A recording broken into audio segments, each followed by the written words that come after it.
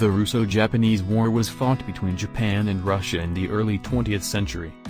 In the previous article, I explained the operation to block the port of Nanshan. In order for the Japanese army to cross over to the Chinese mainland, the safety of the sea route between Japan and China had to be guaranteed. Although the Allied fleet was unable to destroy the Nanshan fleet, they were successful in keeping it in Nanshan harbor. This is where the army comes in. The difference in military strength between Japan and Russia was quite large, and Kodama, the chief of staff of the Manchurian army, wanted to settle the matter before many Russian soldiers from Europe arrived in Manchuria. The first battle of the war had a more important role than military significance. It was how to get foreign countries to buy Japanese government bonds. Kurikyo Takahashi, who had been raising funds overseas before the war began, lamented that foreign investors would not buy Japanese government bonds because they believed that Japan would not win a war with Russia. Therefore, if Japan did not win this first war with a flourish and make foreign countries believe that it might win against Russia, it would have been financially impossible to carry out the war itself. After this, the Japanese army, which had always been outnumbered in terms of troops and weapons in its battles against the Russians, prepared more troops and guns than the Russians for this first battle. It was the first army led by Tamedomo Kuroki that was in charge. The first army had 40,000 troops. Kuroki was a trained soldier who had experienced war since the Boshin War. He did not have any military education, but he was a general with a natural ability to lead others. He decided to land at the Yalu River on the border between Manchuria and Korea. Now, what was Russia's response? Soon after the war started, Russia appointed Kuropatkin as the commander-in-chief of the Manchurian army. His basic strategy was to avoid major battles as much as possible until he had accumulated troops using the Trans-Siberian Railway, and to bring the Japanese troops deep into Manchuria to annihilate them. Therefore, they were not considering a major battle at the point where the Japanese troops would land. At this time, Manchuria was defended by the 20,000-strong 2nd Siberian Army led by Zaslich, who had an extremely low opinion of the Japanese forces.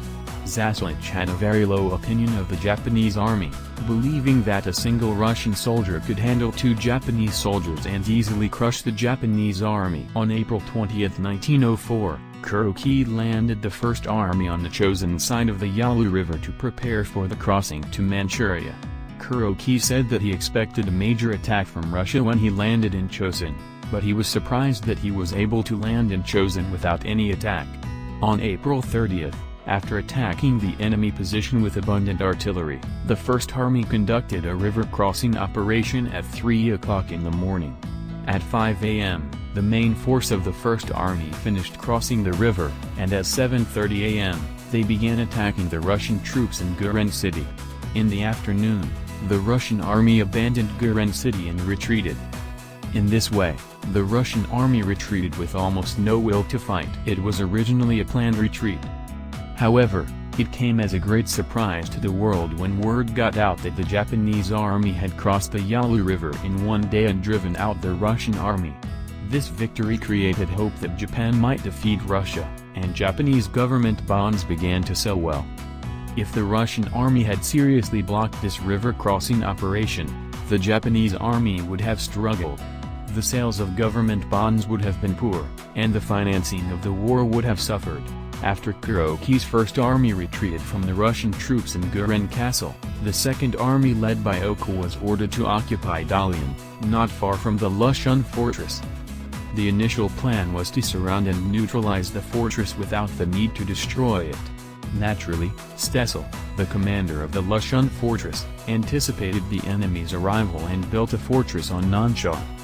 Oka was faced with the necessity of taking down this Nanshan fortress.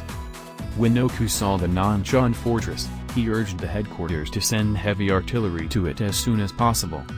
However, the reply from the headquarters was that there was no need to do so and that they should bring down the fortress with their own forces.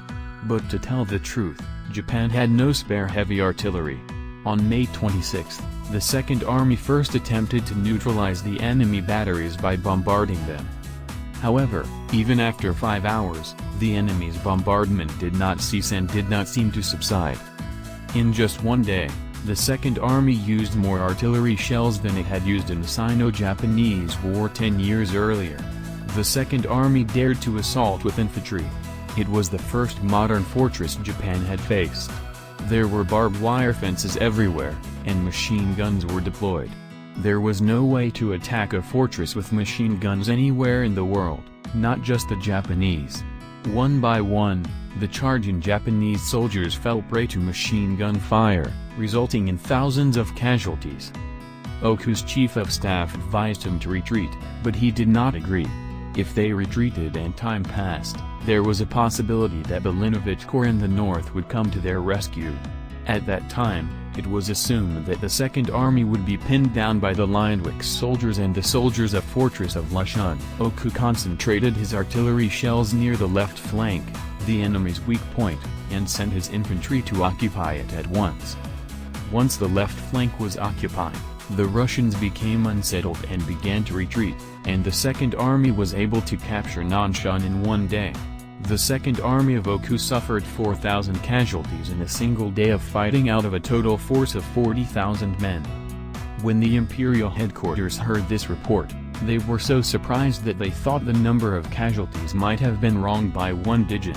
This must have been the first time they felt the horror of modern warfare firsthand. However, the lessons learned from the Battle of Nanshan Fortress were not applied to the next Battle of Lushan Fortress. I'd like to talk about that in my commentary on the Battle of the Fortress of Port Arthur. If you find it interesting, please subscribe to my channel and click the like button.